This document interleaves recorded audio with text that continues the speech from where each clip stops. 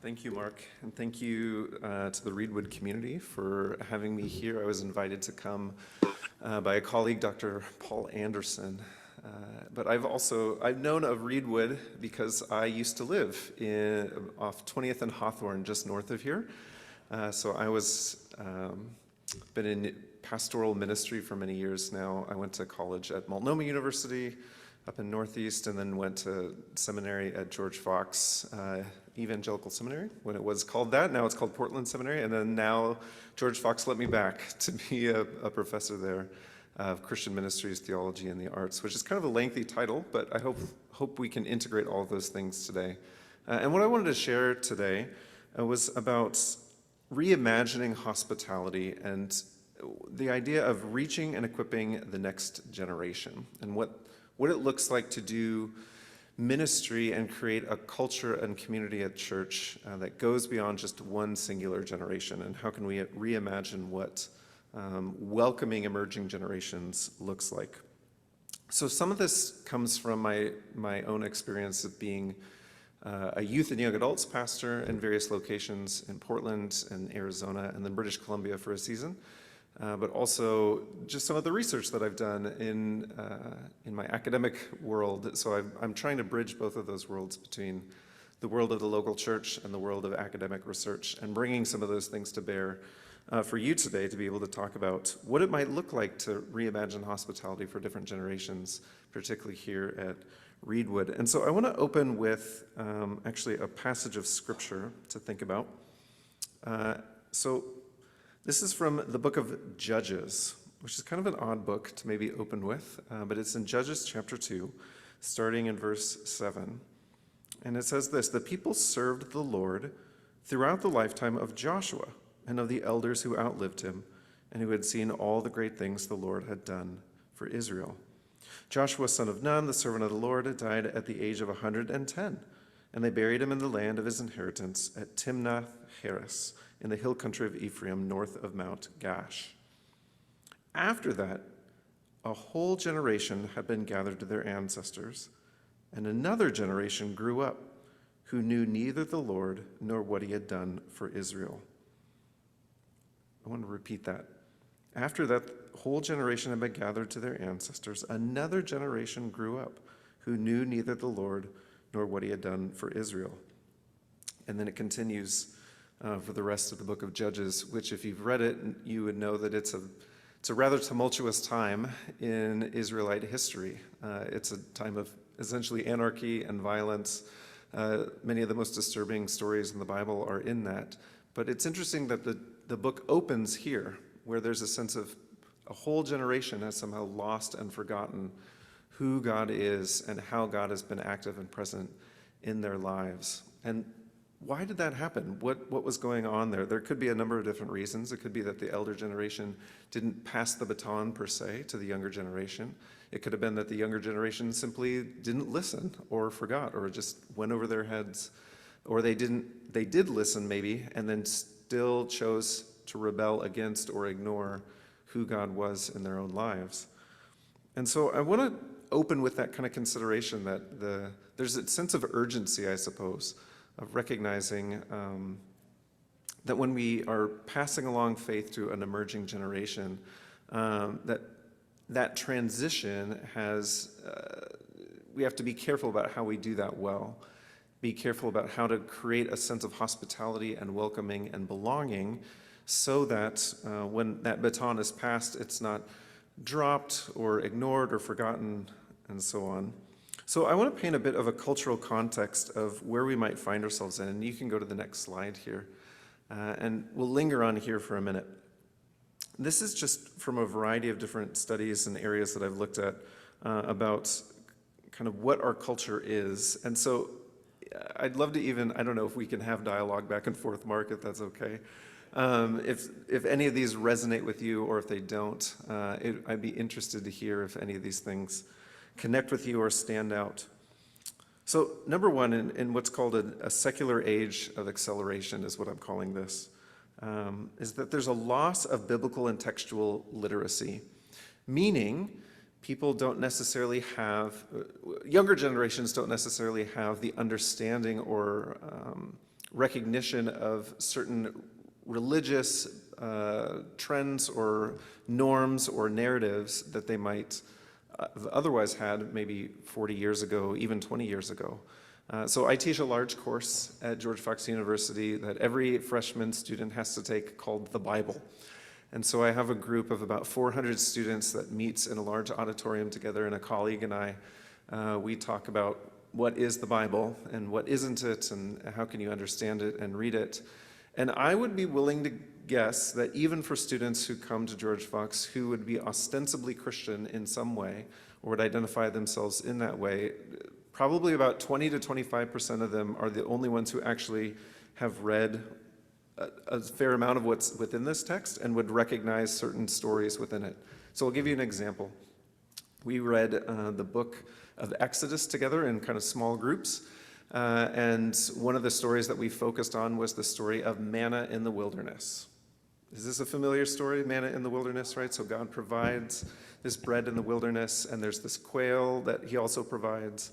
And again, about maybe 2/3, 3/4 of the students had never heard of that story before. It was just a brand new idea or concept to them that there would be something like manna or quail, and God would have provided that in the wilderness. It wasn't that they had read it at some point and forgotten. They simply just were not aware that that was a story that could be found in the Bible. And so as we were opening this up and reading it together, it prompted a lot of different conversations around what is going on here, what is manna, how are we supposed to understand this story and read it, why is this even included in the Bible? But I share that as this loss of biblical and textual literacy, that emerging generations we can't bank on them necessarily knowing what some of those biblical stories are, what religious norms might be, etc. And so this has also raised the rise of a digital and global literacy. And so young people, and by young people I suppose I could include myself in that, maybe, I don't know, I'm a part of the millennial generation, so am I young? Okay. Yeah, I've got tennis shoes on, so I'll count myself as young here. But yeah, the rise of digital and global literacy. So my children, and the vast majority of the students that I work with, have one of these, and essentially have always have had one of these, right? That this has become such a normative thing that you can't imagine not having access to the internet, access to a cellular phone, access to all these kinds of things of digital technology in a way that has become, they would be called digital natives or indigenous in a sense. Like this is where they have grown up is in a digital world. And so again, in my course on the Bible, we actually hand out, this is one of them, we give every student a Bible, looks like this, and we have them open it up and read it. And this is a very novel thing for them to do. For reading a Bible is typically done on your phone, using an app, or on a laptop, a digital device, or something along those lines. And so reading a text, even just in a paper and ink sort of way, is kind of a novel or fresh or challenging thing for many students to do. It's not that they don't read, it's that how they read is done in a very, very different way. It's done very fast-paced, scrolling on phones, taking large amounts of information in. And so there's also a recognition that they can access the entire world. It's not just their immediate context, but that there's access to anything and everything that's going on around the world. And all of that is coming to you in your pocket. And so you can know what's going on down the street, and you can also know what's going on, again, even we're seeing in the news this weekend, right? The news in Israel and Palestine and this global conflict and tragedy that's happening there. And we can look at earthquakes that are happening in Afghanistan, et cetera. There's this kind of larger sense of awareness of what's going on in the world, which can be a positive thing or a negative thing. I can have a better understanding of global literacy. I can also have an increased sense of anxiety, right? If I know all these things that are going on in the world. So related to this, there's a loss of trust in institutions and religion and the rise of pluralism and private spirituality. So one of the demographics that's been noted for quite some time, it's been an ongoing trend is the rise of what are called the nuns. Not nuns as in wearing a habit and at a convent, but nuns as in N-O-N-E-S. And the rise of the nuns are those who check none when it comes to religion on various surveys. But even with the rise of the lack of institutional religion, there's also an increased rise in just openness to spirituality, openness to questions of the transcendent or the beyond, or essentially with this kind of rise of digital and global literacy, I can pick and choose in many ways how I understand who God is, or multiple gods, or myself as my own spiritual nature and my own soul, etc. And I can pick and choose those things as much as I want. And so there's a loss in what would be considered a traditional institutional religion, where there's a building and we meet together at a particular time on a Sunday or something along those lines, and a rise in a personalized, individualized sense of spirituality. There's one professor out in Minnesota, his name's Andrew Root, who's done a lot of research on this, and he calls them secular mysticism, secular mystics, in a sense of this rise of I can pick and choose my own spirituality, the rise of phenomena like a life coach. We don't need a pastor per se, or even a therapist per se, but a life coach that can guide me along. If there's any life coaches in the room today, I'm sorry. Hopefully you can do so in such a way that still engages with this kind of thing. But that would be an example of I can find guidance, even spiritual guidance in some way, without necessarily adhering to a religious community, a religious tradition, etc. And so what this leaves us with is what I'm calling a post-secular / post-Christian age, where belief in God is an option and not an assumption. So it's one of many options that I might have. And by God, I'm speaking of particularly in a Christian tradition, but even just God in general as being a personalized God, whatever that might look like.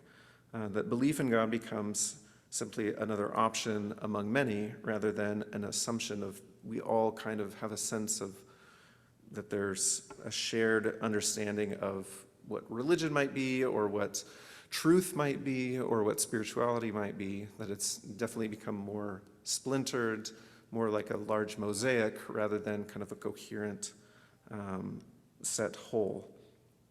So I guess I'd be curious, because I do want to hear and maybe we do have a microphone here, if any of those, and maybe if they're back up on the screen, we can show that.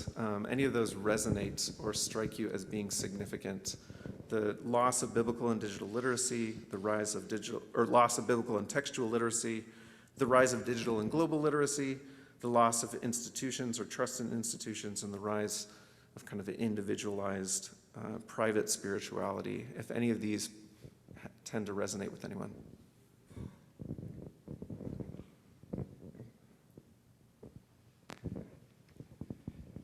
My initial reaction is yes, all of them do.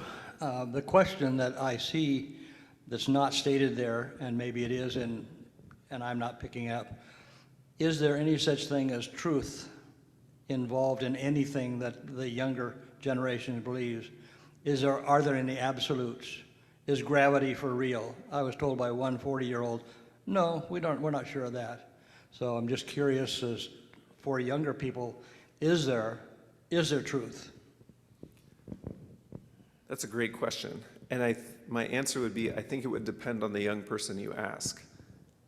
And that would, again, kind of lend itself to this more splintered, multiple perspective kind of understanding of it's my own individualized interpretation of what might be considered truth, rather than a sense of a shared institutional understanding of what truth is.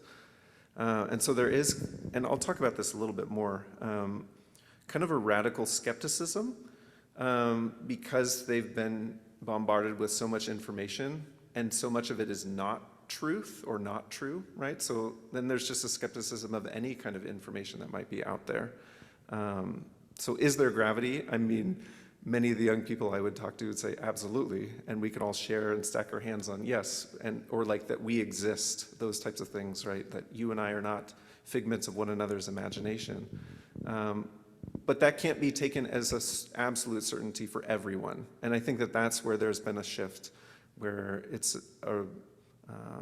the absolutes of what those things are, or maybe the institutional norms that have been pervasive have kind of splintered or gone away. And so now there's this rise of, again, a radical skepticism, but an openness to things that are true, an openness to potential of absolute truth, but not necessarily willing to grasp hold of that very firmly. Yeah, Carol? I was wondering if there is greater trust in science now, or is that even being questioned along with religion? Yeah, I think all institutions on some level are being, under, I don't know if under attack is the right word, that sounds a bit too combative. But there's a more of a skepticism, and I think we even saw that collectively as an institute, or as a society from 2020 onward, with the COVID-19 pandemic. And so there's this question of which scientist do I believe even? Who is the scientist I should trust? The one talking about vaccines, the ones that are decrying vaccines, the ones that are pushing certain kinds of medications or not. And so younger people particularly are looking at that and going like, how am I supposed to choose who to trust when people with PhDs or research degrees or these kinds of things have differing opinions and even strong ones about these things? And so is there a possibility that I can discern those things or not? And I think there is for younger people, and they ultimately do make choices about those things. But there is a sense of, I think, just skepticism underneath a lot of those, where they have to figure it out for themselves. I think they feel that anxiety of, I need to figure this out for myself, maybe stronger than ever, because it seems like those who know those things don't necessarily know them as strongly, or there's more diversity of interpretations than previously imagined. Yeah. I grew up before the phone, and I have to say that skepticism isn't new. I think what's changed is like a monolithic viewpoint. And I'm a little worried when you say biblical literacy, because even before the phone, I was skeptical of the Bible. And it's because back when I was growing up, there were 3 networks, and everyone was pretty much on the same page. And when I went to church, there was an orthodoxy about how you interpret the Bible, and it was a popular orthodoxy. And when I went to a Bible school, they were big on, you need to read this, but after you read it, or at least after I read it, it didn't match up with the popular orthodoxy. And so these tools, discerning what is true, have always been necessary. It's just far more complicated now. But when it comes down to looking for the absolute truth, I get nervous no matter what era you come from. Is that making sense? Yeah, I think you're hitting on even just, there's an increase of options. And even talking about, again, a post-secular or post-Christian world. And by post-Christian, I mean, again, post-religious institution, but post-secular meaning and this is maybe the skepticism of science here, Carol, the idea that human beings have some sort of capacity to figure all these things out through their reason and intuition and through scientific method, and that we can kind of, this myth of progress, that we can achieve those things and we don't need religion anymore.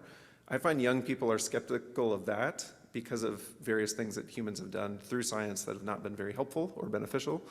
The Oppenheimer movie just came out recently, right? And so we can look at, is this the pinnacle of human achievement, or is this, our own disaster and downfall by the creation of atomic weapons and things like that? So to speak to your question, I think, though, is the variety of options. They know that there are more options out there. So the skepticism or the discernment or the need for discernment is there. But you're right that there were 3 channels and we could all watch those things. Now there's thousands of channels. I mean, young people, the college students I meet with don't even watch TV. It doesn't, like the idea of TV or cable television is just kind of a thing of the past. It's what's on YouTube, what's on their phones, what are other avenues and channels, and how do I trust those things too and discern those things? And that's coming from all over the globe, from anybody who can be any authority or self-proclaimed authority. And so that creates, again, this kind of, with the multiplicity of voices, they have to become more and more discerning about how do I sift through what is right or wrong, what is true or not true, and how do I have a better understanding for myself and come to some sort of informed conclusion, while also recognizing that those, maybe some of those absolutes aren't as absolute as I once thought. I hope that speaks to your question or gets to some of the anxiety that might be there of what's shifted or what's changed, and then what's the same. I think that's what's interesting. There's many things that are still the same. The questions about should we trust the Bible, the questions about institutional religion. People have been questioning institutional religion since institutional religion became a thing.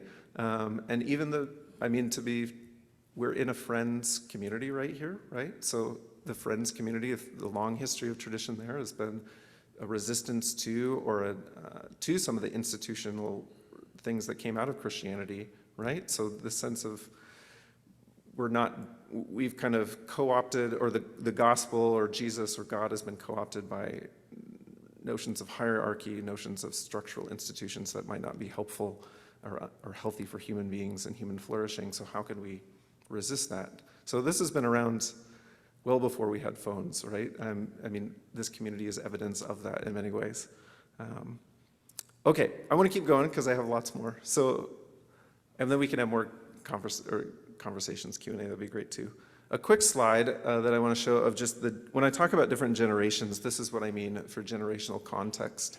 That there are the silent generation, the baby boomer generation, Gen X, the millennial generation, proud member right here, the Gen Z generation, which is more the generation that's only ever known the phone or only ever known the internet in their upbringing, and they're more the college students that I work with now. And then what is being called Gen Alpha, but really doesn't have a name yet, and kind of has emerged in 2013 onward. So 10-year-olds and younger, whatever they will be called. We're kind of waiting to see different organizations have different understandings of this. So I specifically want to talk about Gen Z, mostly because that's the generation that I work with as a college professor. So they've also been called Zoomers as of 2020 with the rise of Zoom, which was something that none of us really, at least I didn't use on a regular basis until now. It's become a norm to talk about a Zoom meeting. Before 2020, if we talked about a Zoom meeting, maybe we were talking about something that was just happening really quickly and we'd get out of the meeting soon. But now we're in a Zoom, there's folks on Zoom right here, and it's amazing that we have that technology to be able to do this. So as I talk about Gen Z a bit here, I want to make an important note here that these are descriptive trends and not prescriptive truths. These aren't just labels that we can take and put on a younger generation. They're describing what a demographic is generally like through observation, but also through self-disclosure. So what does Gen Z say about themselves? And it's also it's not going to tell us like how they or we ought to believe or behave, or claiming that, again, that all Gen Z members are like this. I guess what I want to do is invite us to consider how to practice hospitality with a different generation, with a younger generation, how to welcome in and love people who are different than ourselves, and how to love them well. And then if you're part of Gen Z, how to understand and love yourself well. And this is maybe a way to do that. So Gen Z is a very diverse generation. It's the most racially and ethnically diverse generation America's ever seen. So in 2019, white members of Gen Z made up about 52% of them, compared to the 82% of baby boomers. So nearing half of Gen Z would be considered non-white or a person of color. So 1 in 4, or 25% of the members in the US are Hispanic or Latino. So I'm Latino. That would be where I would fall into. 14% are Black, 6% are Asian. And in this diversity, Gen Z also values their own individuality. So this question of who am I, there's a sense also that it's more than just I am I am white, or I am black, or I am Latino, or I am Asian, but even more nuanced of that, I am Puerto Rican, I am Colombian, I am Afro-Latino, because the rise of multi-ethnic and multiracial individuals is just incredible, actually, over the last decade in particular, but by different demographics or different studies will talk about where that trend is heading. But the multi-ethnic community in America will be a majority and not a minority by 2050. That's kind of where the trend is heading, that people who would describe themselves as more than one ethnicity and have more than one ethnic background, that's how they would understand themselves. They're an educated generation. They're the least likely to drop out of high school. They're the highest population of college-educated parents, and perhaps also related, they're a bit less likely than previous generations to be employed or hold a full-time job during adolescence. So if you had a job when you were a kid, I had multiple jobs when I worked for a pizza place, I worked for a golf course, starting at age 15. Many are not doing that and choosing to forego employment even until college or even after college, mostly because they are very, very busy people. They have classes and tutors and practices and sports and musical instruments that they're playing. And so trying to think about how to engage with an educated generation, like a church community that is willing to go deep and think critically and offer rich and robust and even scholarly level questions about theology and God, might actually be an attractive and welcoming way to engage with younger and emerging generations, because they are having to think deeper and think more critically at increasingly younger ages because of that amount of information that's coming at them. They have to know and recognize how to discern what is true and what is not. And so I'll give you an example. I used to be a youth pastor at a church in Lake Oswego, and I was the high school director there. And the high school students that I worked with were some of the most, first, in Lake Oswego, it's a very affluent area, and so many of the students were coming from parents who were very highly educated, very successful, and so on. And so the students also were very, very busy and had a lot of pressure to be the best they were all striving to be valedictorian, right? In a high school of 3,000 people. It's, there's a lot of pressure. And so Sunday nights as we gathered together, it was less about having some sort of fun, rah-rah, game-filled youth group, and more about just space to listen and to breathe, and then to ask questions together in community and have conversation. And they found that to be deeply life-giving and refreshing, to simply to stop for an hour in the busyness and to listen for God, to listen to one another and what God might be doing in each individual, and then to ask very deep questions theologically. I would bring things to the table that I was learning in seminary, hopefully in a way that was still accessible, but they were eager and hungry to be able to talk about those things and to engage with the tough questions that might have been, again, when I was a youth pastor even 10 years prior, that students might not necessarily have been willing to go that deep. But they were eager and excited to be able to do that. And I guess I would wonder in our community here at Reedwood, when you have, Reed College is literally right there, right? Like across the street. They're thinking deeply and critically about the things that they're engaging with in the world. So what does that look like to be a welcoming community for people who are very educated? They're a digital generation. We've already talked about this a bit, but 95% of 13 to 17-year-olds have access to or own a smartphone. And 45% said they are online, quote unquote, almost constantly. So the internet is kind of just the water that they swim in, as digital fish, I suppose. This is kind of their culture, inhabiting digital spaces, speaking digital grammar. They're also a very progressive generation, meaning that they care about social justice, they care about fairness, they're very future-oriented, they care about climate change, they care about racial tensions and equality, about rights and fairness for LGBTQ individuals, about the U.S.'s status in global politics. They are more just aware of those things than previous generations, and again, at a younger age, aware of those things. They're more likely to know someone personally who uses non-binary pronouns and more comfortable using non-binary terms in everyday language.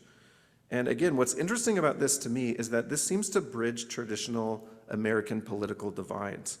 So again, in our two-party system of Republican and Democrat, what I'm describing fits both for Gen Z in both sides of the political aisle, that they care about these issues, about social justice, about fairness, et cetera. So being a community that also cares about social justice, that cares about service, that cares about taking care of the poor and marginalized in the community is a way of practicing hospitality for a younger generation, that they know that a community cares about the issues that they care about as well. They are a depressed generation, meaning that the mental health of Gen Z is worse than it maybe has ever been in the past century, or at least since that's been being measured. So since 2012 in particular, and I'm not sure why, and many researchers don't know why this is, but since then, there's a sharp increase in clinical level depression, anxiety, loneliness, and suicide and suicidal ideation.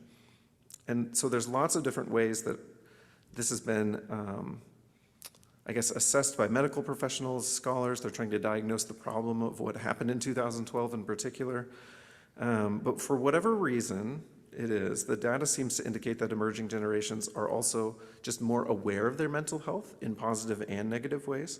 So positively, they're more open to discussing things that they might be struggling with, more aware of their own mental and emotional needs, it's no longer as taboo to say I'm going to therapy or I'm seeing a counselor than it might have been for previous generations. But negatively, self-harm, suicide rates, overdoses, things like that have jumped significantly for teens and young adults from 2007 onward. 2007 was kind of like the beginning of this, and then 2012 was, you just see this almost parabolic, upturn. And again, not entirely sure why. Many different scholars and researchers will offer their, opinion and diagnosis that it's the digital era that's led to increases in that had to do with the recession in 2008 and onward, that there were economic factors in there, politics, all sorts of things you can try and give reasons for, but for whatever reason, it's happening. So what are ways that a community can be welcoming and caring for young people who are really struggling with their own mental health and are struggling with anxiety, struggling with depression. Just this last week in my class again on the Bible, we talked about the Bible and mental health and trauma. So how to be trauma-informed when reading the Bible, and how to have an awareness of our own mental health, how the Bible has been used potentially to perpetuate trauma in people's lives, and also how the Bible can be potentially a resource as we read Psalms of lament, as we read stories of individuals who've really struggled or gone through what we call the dark night of the soul. And they were eager and resonant, like 400 students leaning forward in their seats as we talk about mental health, as we talk about trauma, because they know it and feel it, but they also don't know what to do about it. And so any sort of resources that we can offer to be able to say, here's how to find resilience and that there's hope beyond a potential traumatic experience that you've gone through, is a way of practicing hospitality with younger generations. Okay, my last point, and then I want to hear from you again, actually, is a discerning generation. And I've heard pushback on this one. They're simultaneously critically minded and open-minded. So they're open to different ideas, and they have all the different ideas through their digital means, but they're also very critical or skeptical of those things and try to run them through a filter. They are more open than previous generations to just saying, I don't know, in answers to a question, or clicking unsure on a survey, not because of ignorance or being wishy-washy, but because they recognize that every issue or question is really, really complex, and they don't want to come down on one side or the other without trying to figure out all of the different details behind it. And so in that sense, they also value people who make good judgments. They're looking for people who seem to be wise and discerning, who practice what the ancient Greek philosophers called phronesis, this sense of practical wisdom, that they actually live out their lives in ways that seem to be good and sustainable and bring flourishing in their own selves and to their communities. So they also value honesty in that sense. They are okay with just people being honest and authentic. Though they are increasingly less comfortable with that in person, I've found. They're very okay being comfortable online and honest and authentic there.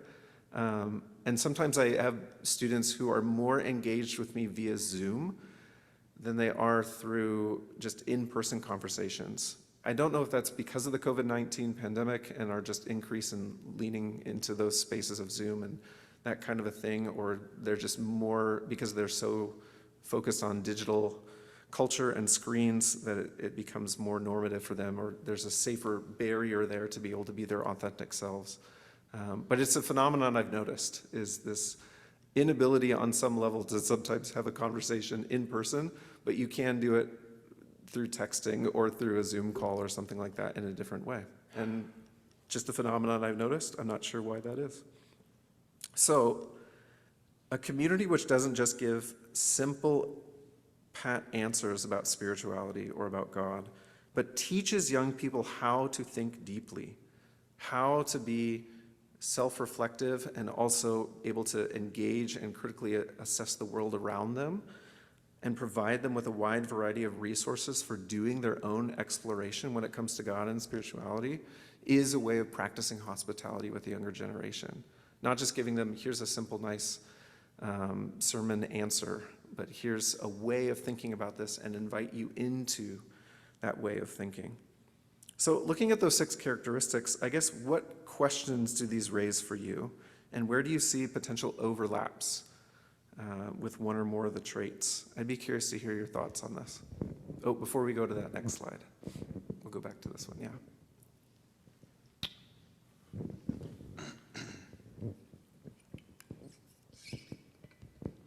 Well, we've been talking a lot about exactly what you've been sharing this morning, this afternoon, or whatever we are now.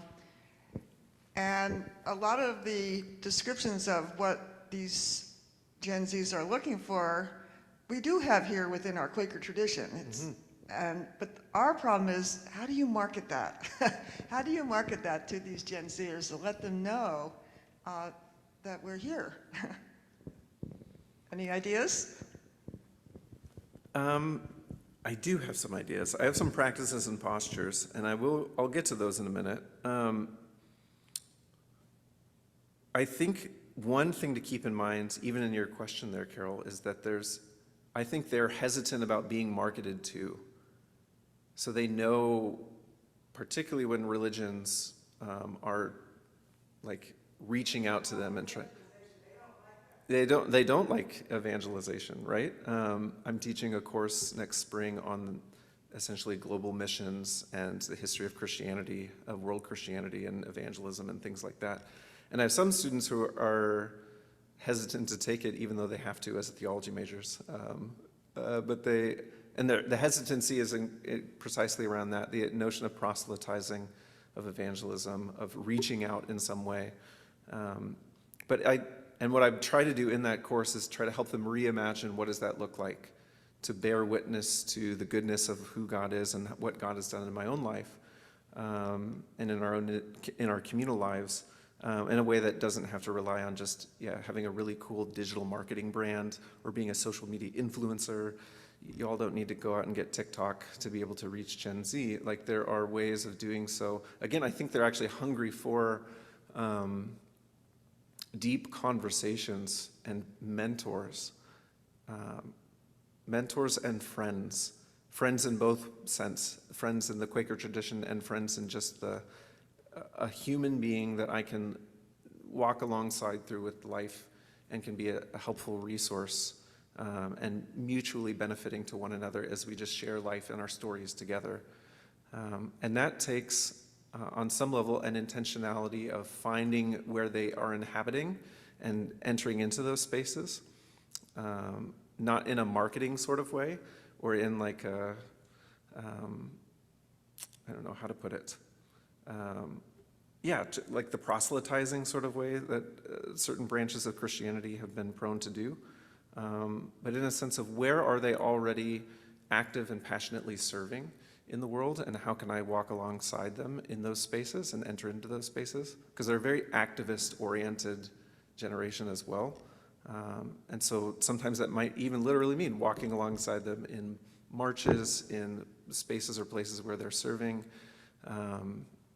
in various groups and activities that they're a part of, because they find social groups and things like rock climbing or other outdoors events or weird little niche things that they love. Like this is this group that loves like 1970s Italian horror movies or something like that. Like just weird stuff like that they really get into. And if you can get into that too, or if you appreciate those things as well, those can be bridges to be able to do that. One other area that I think about, I get in my own work, is the intersection of the arts here.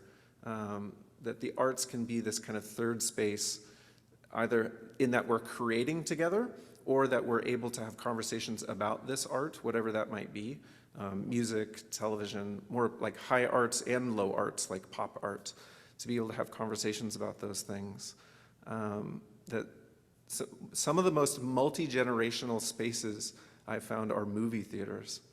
So people who go to see certain movies, there's this strange space where like our whole community goes together and we kind of submit ourselves to this story for 2 hours.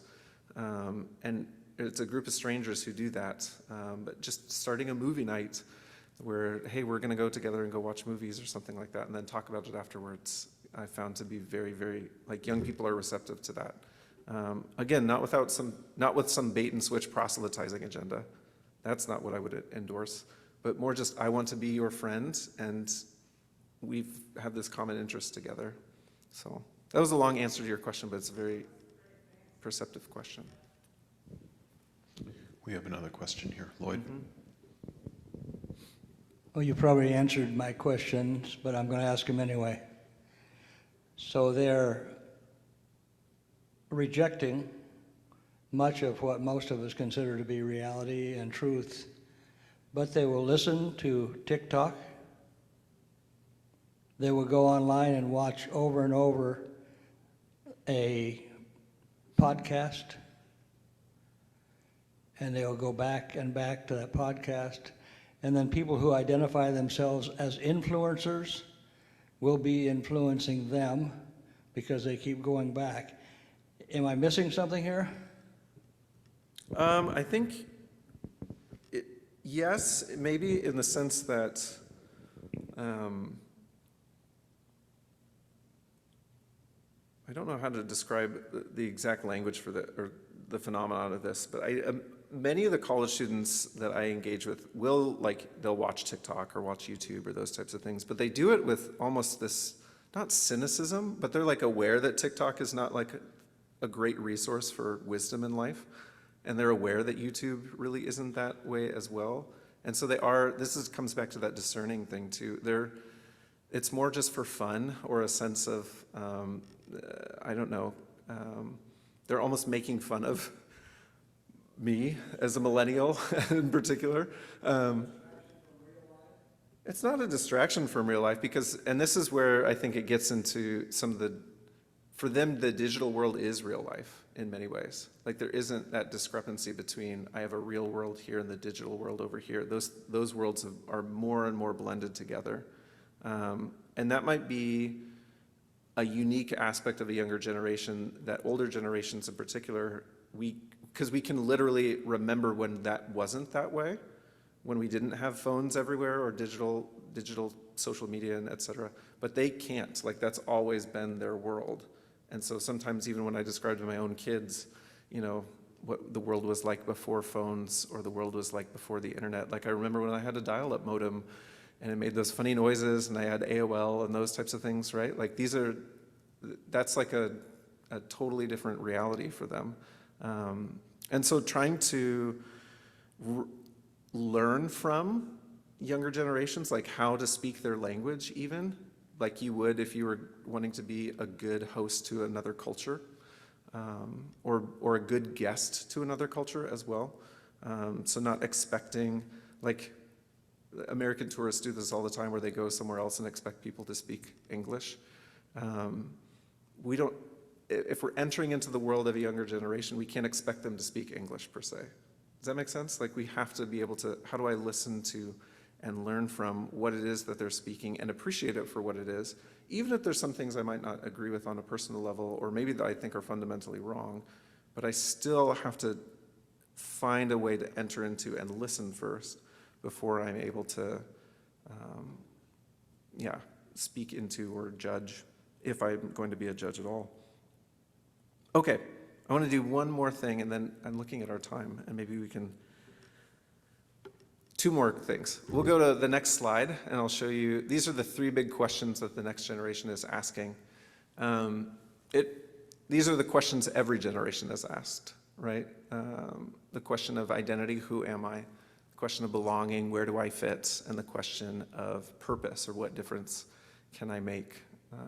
Younger generations are asking this, though, in a more urgent level, I suppose. They are, because the resources that previously you were able to rely upon, whether those were traditional institutions like religion, like family and marriage, like the government, like those, even national identities and those types of things, those things, again, are splintering or have been, they've become more fluid. So even what it means to be an American these days is much more complex than it might have been even 50 years ago. So all those different things are kind of up in the air. So walking alongside younger generations and helping them address some of these questions, listening to the ways that they're trying to answer it, and then ultimately for those of us who would, again, be part of the Christian faith and are focusing on Jesus, like how does Christ help answer some of these questions? How do we understand who I am, where I belong, what's my purpose in relationship and in tune with the Spirit of Christ? And how can Christ help me be discerning in that? And I think the Friends tradition in particular has resources that other traditions don't necessarily have when it comes to discernment and calling and vocation. Oh, I didn't know if you were raising your hand. Yeah, like those, so even the Quaker Clearness Committee, I've used that practice with younger generations, and they've found that to be, like you said, Carol, like refreshing. They were like, oh, I didn't even know that this existed. And I don't even necessarily call it Quaker or Friends. I just say we're going to be doing this thing together, and here's how we can practice this.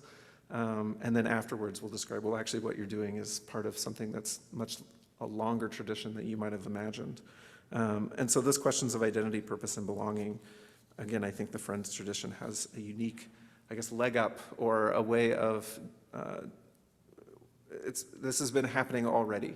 And so there's good news there, I think, for practicing hospitality with younger generations. Okay, my last slide, and this gets into some of the more practical things of what to do. So the first thing is to start with who and not how or why. So there's this leadership and marketing guy named Simon Sinek, and he has this TED Talk on YouTube, and he wrote a book called Start With Why, right? And he describes how inspiring people begins with this, you have to find a purpose for the product, and the why is the thing to know. But I actually think that we need to start with who. Who is the God who loves us? Who are those whom God has called us to love? Who am I in light of who God has created me to be? Who are the people around me, different generations and otherwise, and how do I see God's work and presence in their lives? So the question can't be, how can we become some sort of better church? But the question is, who has Christ called us to be? Who are we in Christ? Are we becoming that people that Christ has called us to be, both individually and communally? And so, again, many churches are, in particular, looking for better marketing, a better brand or technique to fix the problem of reaching emerging generations. I don't want to offer you those kinds of solutions to problems. I just want to point you in the direction of the person of Jesus, who is alive and working in our world today, and who will give us the guidance and wisdom and strength to know how to do this. The second practice is waiting. And once again, I think that the Friends tradition has, I guess, a leg up on other traditions here. So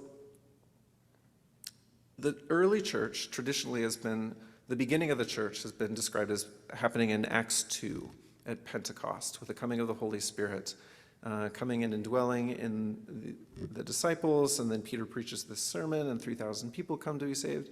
But it skips Acts 1, if you think about it. That skips an important part of the story. And in Acts 1, what Jesus tells the disciples to do after he's going to ascend, before he ascends, he tells them this, to go back to Jerusalem and wait and pray. Wait and pray. Don't rush forward with a bunch of different new techniques or ways of doing these things, but to stop and wait and pray as a community, and then wait for God to do something amazing. And Peter doesn't wait. They are like, there's only 11 disciples here, and now we need a 12th one. And so they cast lots, and he reinterprets a passage from the Hebrew Bible to justify all this. And they get this new disciple named Matthias, right, or Matthias, who we never hear from or see again in the rest of the story. Because he doesn't really seem to wait there. He seems to try to, I got to do things for God and rush ahead of God rather than to stop and wait and pray and be and listen for God's voice and guidance. So what would it look like to wait? How do we practice Acts 1 before jumping to Acts 2? And I think one of those aspects could be this, what I'm calling a watchword. And I get this from, this is kind of an older tradition, and it's not a mission statement, it's not a program, but it's just a unique and timely leading of God, of a story that God is calling us to live into. So it's a kind of shorthand, a watchword, a deep experience that has shaped a group of people. And so the person or people, the community with the watchword, is called to watch, to wait, but with that word, to look at the world and interact with the world through this particular story that God seems to be telling. And it's not necessarily, again, like a mission statement or vision statement or all those other leadership techniques that we can draw from the world of business or the world of, church marketing and growth and all those things. But it's learning how to encounter one another. Where do I see God in my life and in the life of the people around me? And then waiting for God and listening for God's voice collectively together. What might God be leading or guiding us to do? How can we watch and wait for this word that God will bring, and how do we live into that? So it's almost a theme that a community discerns together, that they need to step into, whatever that might be. But it has to come after the waiting and the watching. It's not something that we just come up together as, again, a marketing technique or a new program or something along those lines. It only comes out of waiting for God. And then that's connected to storytelling, being people who are able to create spaces to share our stories, to listen to one another's stories, to be able to have the language to articulate what those stories are with one another. And then this notion of place sharing, and I'll close with that.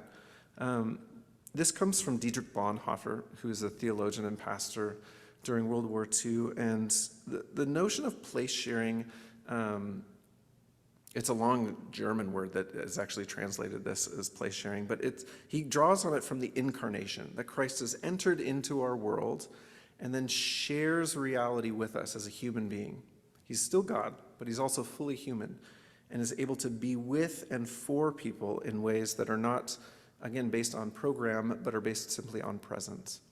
That Christ is able to share the place vicariously in many ways with others, to walk alongside them, to be with them, to suffer with them, and to hope with them.